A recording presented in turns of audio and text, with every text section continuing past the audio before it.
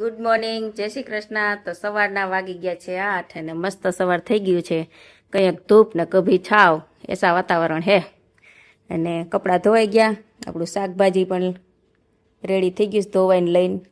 અને મુકુંદભાઈ ભાઈ જ કે છે યાર કાલનો વ્લોગમાં પાછું એવું થયું હતું કે મમ્મીના વી ક્લિપ્સ હતી ને એ બધી લેવાનું ભૂલાઈ ગઈ, વિડીયો આખો અપલોડ કરી દીધો. વાડીના મારા ફોનમાં લેવાનું રેવાઈ ગયા. ખબર પડી ત્યારે પછી કાઢી નાખ્યો ને હવે પાછું એડિટિંગ થાય છે ત્યારે હવે. વાડીએ કાલે અમે ગયા તા. અમે કેવો તડકો આવે, જો કેવો તડકો નીકળ્યો પાછો. આગળ ઘડીક છાયો ઘડીક તડકો એવું વાતાવરણ છે. જાય ઓસરીમાં દેખાય. અને મમ્મી અત્યારે પીસવાનું ચાલુ કર્યું હતું હમણાં. દહીણું દરાય છે.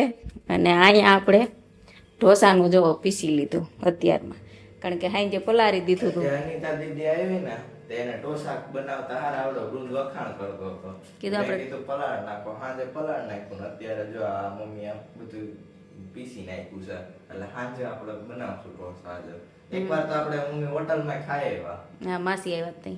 હવે પાછા બીજી વાર અત્યારે ઘરે બનાવવાના છે. તાર પપ્પા ગયા છે વાડીએ કે સહકારીએ કે ગયા છે. વાડીએ જતા હતા સવારમાં બધું કહેતા હતા કે મગફળીની યોજના બધી સરકાર કાઢ્યા કરે છે. ઈ કે ધક્કા ખવરાય છે પણ ઈ કે કાંઈ કે કાગળિયા ગોતવાના ઓલા ની કે આપણે વાડીને કામ ન થાય ત્યારે કરવા આજ રજા રાખવી પડે કે બધાને વાડીએ જવાનું હતું. અને પાછું ઈ કે ધક્કા ખવરાયા કરે કાંઈ પૈસા તો આપશે નહીં, લાઈનમાં ઊભા રાખશે, કાગળિયા દેવાના માંગ્યા કરે ઓલા કાગળિયા. સવારે એપ્લિકેશન કઈક અમે ખોલી અને દીદીના એક તાર મમ્મીના નામનું એમાં ઓટીપી આવતો હોય ફોનમાં, એટલે ઈ કાર્ડ દીદી પાસે હશે તો એમાં ઓટીપી આવે તો ઈ એક્ઝામ આવે એટલે ઈ ફોન નહોતી ઉપાડતી કાંઈ. એટલે બધું એવું થતું હતું એપ્લિકેશન થી ઓનલાઈન ફોટા પાડીને મૂકવાના હોય નુકસાનના. ખેડૂત હેરાન કરવાના ધંધા, કાગળિયા બધા બનાવવાના, 500 રૂપિયા એમાં ખર્ચો કરવાનો, લાઈનમાં ઉભું રહેવાનું, ફોર્મ ભર્યા કરવાના, લાઈનમાં ઉભા રહેવાનું, ફોર્મ ભરે. લાઈન તો કેવડી હોય ઉભા. આજ આખો દી બગડશે પણ પૈસા તો આવવાય છે. પૈસા ઈ આવે છે દર વર્ષે આવું કરે છે પણ કાંઈ આવતા નથી. કપાસનું આપણે ફોર્મ ભર્યું હતું તો અમારે જૂની વખતે કપાસ હતો ને તો કપાસમાં બધાને નુકસાન આવી હતી, કપાસમાં વળતર આપ્યું હતું એને. તો અમારે કપાસનું ફોર્મ ભર્યું અમારે, અને પછી ખેતરમાં હું સોયાબીન લખેલું આવ્યું, કપાસ તો આવ્યો જ નહીં લખેલો. પછી ફોર્મમાં કેટલી વાર લાઈનમાં ઉભા રહ્યા, ફોર્મ ભર્યા હોય 150 રૂપિયાના, અને પછી એમાં લખેલા એવું કે સોયાબીન છે. સોયાબીન અમારા આજુબાજુમાં ક્યાંય કોઈ સોયાબીન વાવ્યું જ નથી. અને એક ભાઈને તો સ્ટ્રોબેરી લખેલી આવી. અહીંયા ક્યાં સ્ટ્રોબેરી વાવવા આવે? સ્ટ્રોબેરી કોણ વાવતું હોય છે? સ્ટ્રોબેરી લખેલી આવી ગઈ ખેતરમાં. વળતર આપવું નહીં અને ખેડૂત ધંધે લગાડવા. સેટેલાઇટ સ્ટ્રોબેરી ગોતી લઈએ અહીંયા આપણે. કાન ઓલા સોયાબીન ગોતે, કપાસ આવી સેટેલાઇટ નાખ્યું છે પાછી. હું ગોતી લઈએ છે.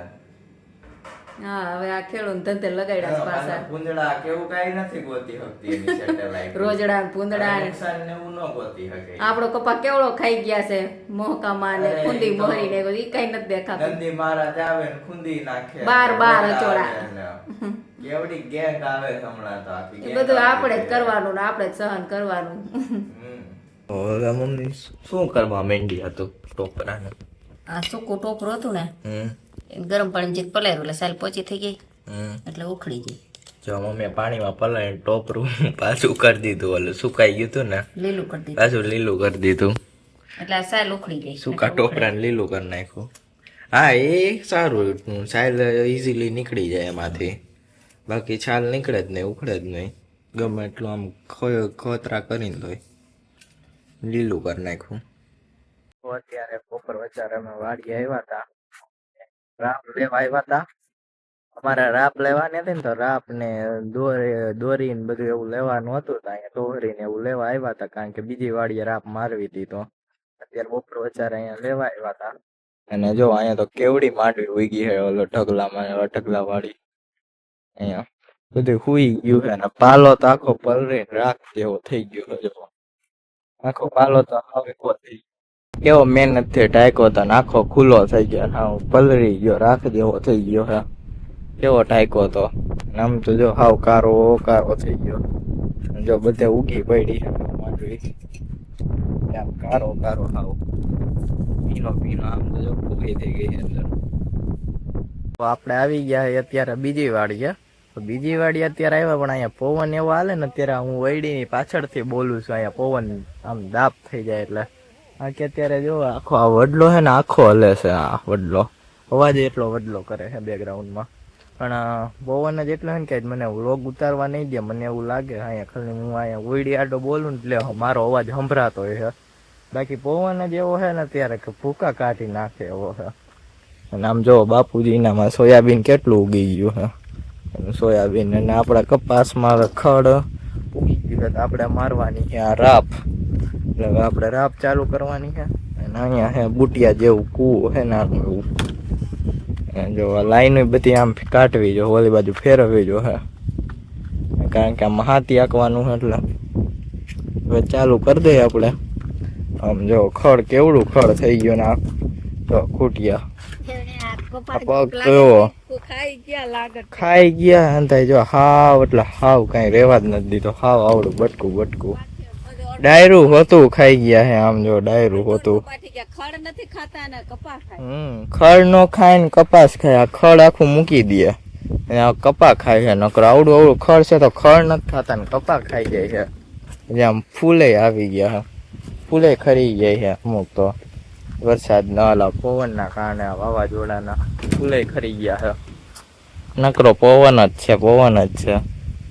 પાછું ધાબળ જેવું થઈ ગયું અત્યારે વાતાવરણ. તો અહીંયા હાથીમાં એક ઉથલ તો મારી નાવ્યા, બધું ખડ તો નીકળી જાય પણ આખું ધાંધણિયા વાઇબ્રેટેડ કઠણ જમીન એટલી છે ને કે બજારનો મારો એટલો ઓછો પડે. આ બેલું રાખ્યું હે, બેલા માટે હું બેહું આખો હું ઉભો રહી જાઉં તો એ મારું સારું આખું આખું થડ વાઇબ્રેટર જેટલું કરે આખું. મને જ મજા આવે. આમ ઓલું ફ્રી મસાજ ન હોય વાઇબ્રેટર પછી ફ્રી મસાજ કરાવે એવું છે. જો અહીંયા તો આમાં આવેલું થતું હોય અહીંયા આખું વાઇબ્રેટ જ કરે.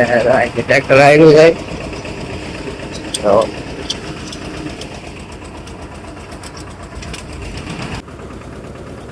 અહીંયા જો હાથી હાલે હાથી આવેલું છે. જો અહીંયા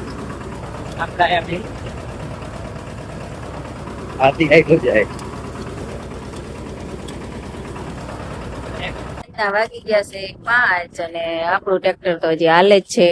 હવે થોડો ખૂણો આંકવાનો રહ્યો છે, એટલો ત્રાસીઓ આંકવાનો રહ્યો છે. ને આ બાજુ તો કપા કઈ ખારો લાગે છે. બાકી મોહકામાં તો હાવ ખાઈ ગયા છે નંદી મહારાજ. અને જો અહીંયા ખૂણો છે ને છેલ્લે ત્રાસિયાનો, એમાં હાવ બાઠી ગયા છે. એ જોતા તો આપણે વાડી આવીને તો આપણો જીવ બરે એવું થઈ ગયું સાવ. અહીંયા વળી કઈ ખારો થોડો ખારો છે. હાથીના હજી 7-8 ઉથલ બાકી છે ટૂંકી ટૂંકી.